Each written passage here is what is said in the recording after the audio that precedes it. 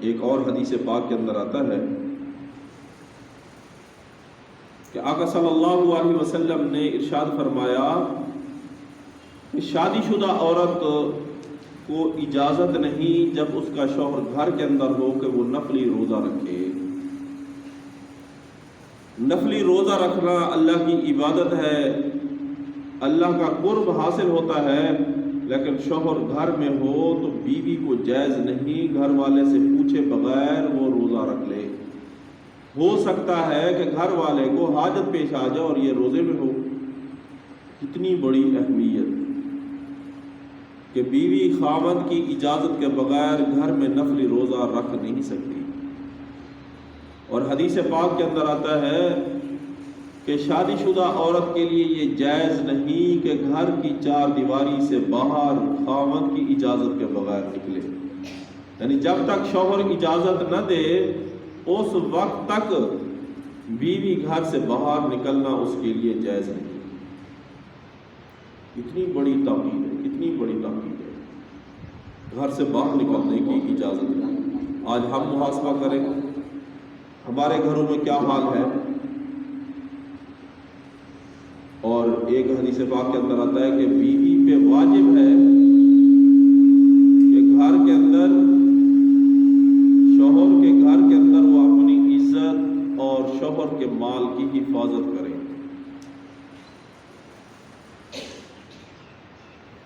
صحابہ نے پوچھا یا رسول اللہ کسی کو کھانا کھلا سکتی ہے؟ آقا صلی اللہ علیہ وسلم نے ارشاد فرمایا یہ کھانا تو سب سے بڑا مال ہے، عورت کسی کو کھانا بھی گھر والے کی اجازت کے بغیر نہیں دے سکتی۔ حدیث پاک کے اندر آتا ہے کہ عورت کو یہ حق حاصل نہیں کہ شوہر کی اجازت کے بغیر کسی کو گھر میں داخل ہونے دے۔ شوہر کو حق حاصل ہے کہ کسی عورت کو بھی اپنی چار دیواری سے روک دے، عورت اس کا مطالبہ نہیں کر سکتی۔ کسی مرد کو، کسی رشتہ دار کو، حتیٰ کہ بیوی کے رشتہ داروں کو بھی شوہر کو حق حاصل ہے کہ یہ میری چار دیواری میں نہ آئے۔ اللہ نے یہ حق ادا کیا شوہر کہ جس کو وہ غیر مناسب سمجھتا ہے کہ یہ میرے گھر میں آئے گا، اس سے کچھ مسائل پیدا ہوں گے، شوہر کو پورا پورا حق حاصل ہے۔ اور بیوی پہ اطاعت کرنا واجب ہے کہ وہ اسے کہہ دے کہ رشتہ داری ٹھیک ہے لیکن میرا گھر والا اسے مناسب نہیں سمجھتا، میرا شوہر مناسب نہیں سمجھتا، آپ میرے گھر میں نہ آیا کریں۔ وہ بیوی سے رکوا سکتا ہے۔ یہ اللہ نے حق ادا کیا۔ اور ایسے ہی ایک حدیث پاک کے اندر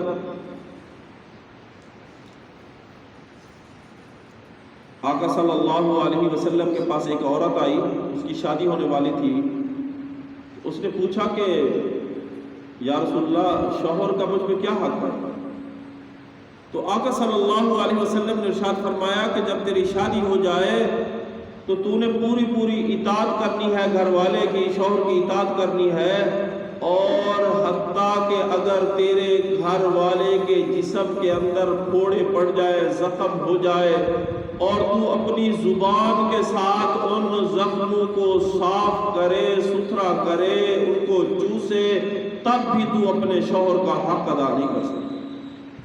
اتنی بڑی تاکید فرمائی کہ گھر والے کے جسم کے اندر پھوڑے پڑ جائیں، زخم پڑ جائے، اور تو ان کو صاف کرنے کے لیے ہاتھ سے نہیں، کاٹن سے نہیں، روئی سے نہیں، بلکہ اپنی زبان سے شوہر کے جسم کے تو زخموں کو صاف کرے، تب بھی تو اس کا حق ادا نہیں کر سکتا۔ جیسے اولاد کو حکم ہوا کہ والدین کے کتنے حقوق ہیں، یہاں دیکھو بیوی کو کہا جا رہا ہے کہ یہ تیرے گھر والے کا حق ہے۔ کتنی بڑی بات ارشاد فرمائی۔ یہاں سے شوہر کی اہمیت کا پتہ چل جاتا ہے۔ اور ایک حدیث پاک کے اندر آتا ہے کہ آقا صلی اللہ علیہ وسلم جب معراج پہ تشریف لے گئے تو آقا صلی اللہ علیہ وسلم کو جنت دکھائی گئی، جہنم دکھائی گئی، اور جب جہنم کی سیر کرائی گئی، دہتی ہوئی آگ کے اندر آقا صلی اللہ علیہ وسلم نے دیکھا کہ عورتوں کی تعداد زیادہ ہے، آقا صلی اللہ علیہ وسلم نے جبریل علیہ السلام سے پوچھا کہ کیا وجہ ہے یہ عورتیں جہنم میں زیادہ کیوں ہیں؟ تو جبریل امین نے بتایا کہ یہ ناشکری کی وجہ سے۔ آقا صلی اللہ علیہ وسلم نے پھر پوچھا کہ رب کی ناشکری کی وجہ سے؟ تو جبریل امین نے بتایا نہیں، رب کی ناشکری کی وجہ سے نہیں، بلکہ خاوند کی ناشکری کی وجہ سے جہنم میں ہے۔ کہ جب کبھی لڑائی ہوتی ہے تو عورت کا مزاج ہے، کہتی ہے کہ اس گھر میں نے کبھی خوشی نہیں دیکھی، آپ کو میرے بچوں کا پتہ نہیں ہے، آپ میری دوائی نہیں لیتے، کبھی یہ ہے کبھی وہ ہے، اس طرح ناشکری کرتی رہتی ہے۔ تو اب اتنی بڑی وعید ہے کہ جہنم کے اندر زیادہ عورتیں جلنے والی خاوند کی ناشکری کی وجہ سے، اور یہ والدین کی ذمہ داری ہے کہ جب بچی کی شادی ہو یہ باتیں اسے سکھائے کہ اب تو کسی گھر کے اندر جا رہی ہے، تیرے ذمہ ہے گھر والے کی عزت مال کی حفاظت کرنا، جیسے حالات میں گزر بسر کرنا، اور گھر والے کی کیا کرنا، قدر کرنا، اور گھر والے کا شکر ادا کرنا، یہ بیوی پہ لازم ہے، واجب ہے۔ ایک اور حدیث پاک کے اندر آتا ہے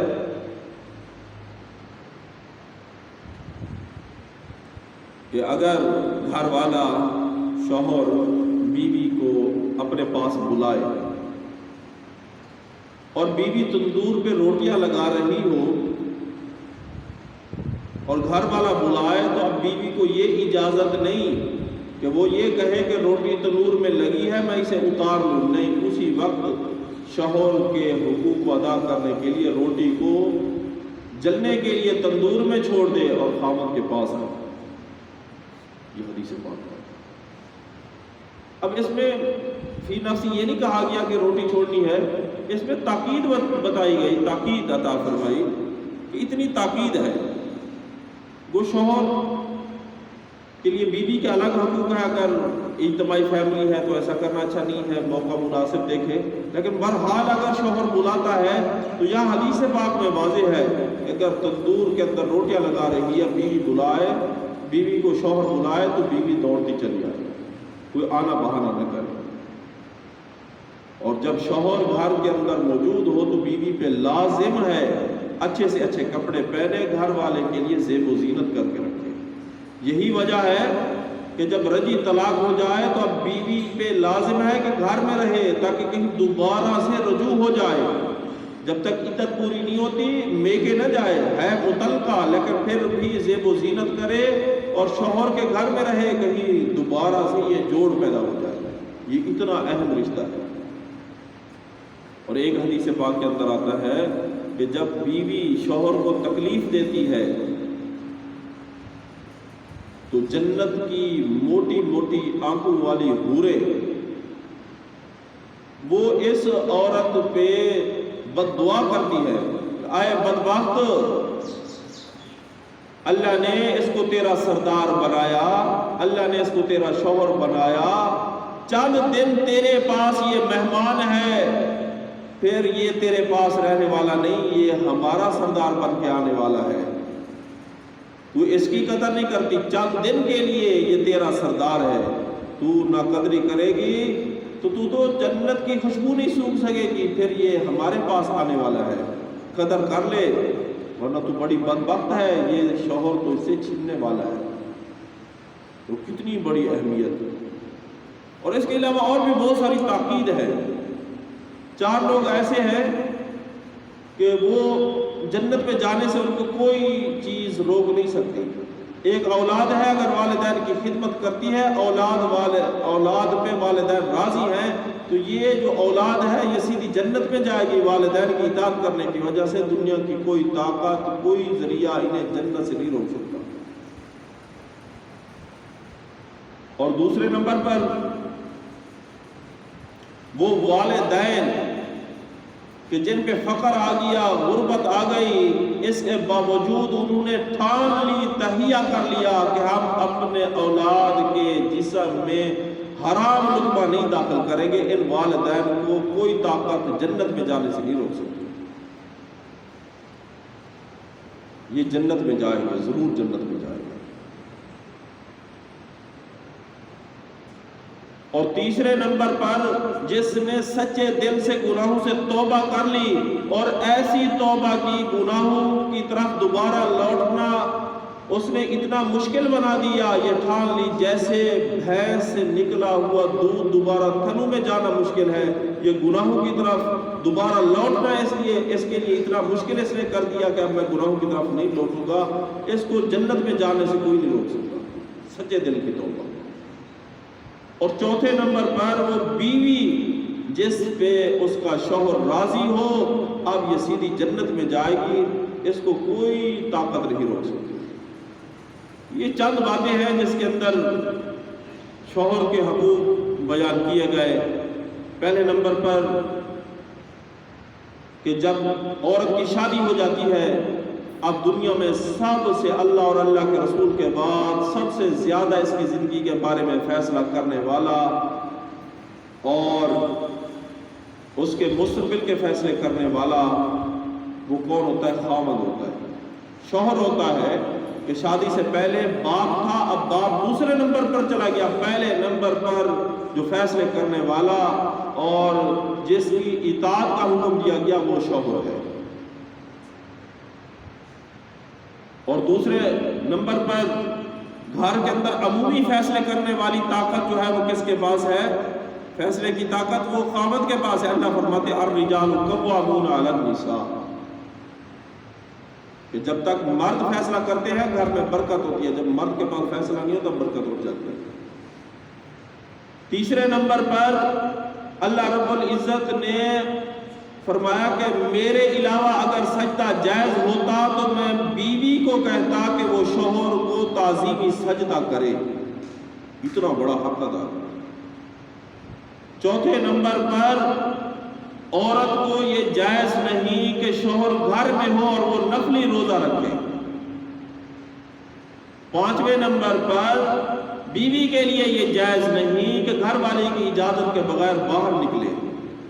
چھٹے نمبر پر بیوی پہ لازم ہے کہ اگر گھر والا کسی کو رشتہ دار کو کسی عورت کو گھر کی چار دیواری میں آنے سے روکے تو بیوی اسے ضرور روکے۔